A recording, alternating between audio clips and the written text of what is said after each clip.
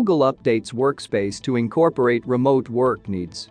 Google is updating its productivity and collaboration software Workspace to cater to frontline and remote workers as the pandemic changed work dynamics globally. A part of Google's Workspace will be dedicated to essential frontline workers such as nurses, grocery store associates and warehouse employees. Google Frontline Workspace is aimed at opening up communication and collaboration channels between frontline workers. The service includes apps like Gmail, chat, docs, business-grade support and advanced security features for organizations to better communicate with their employees via mobile phones. Google said frontline workers can digitize and streamline their work as it has made it easier for business teams to build custom AppSheet apps directly from Google Sheets and Drive.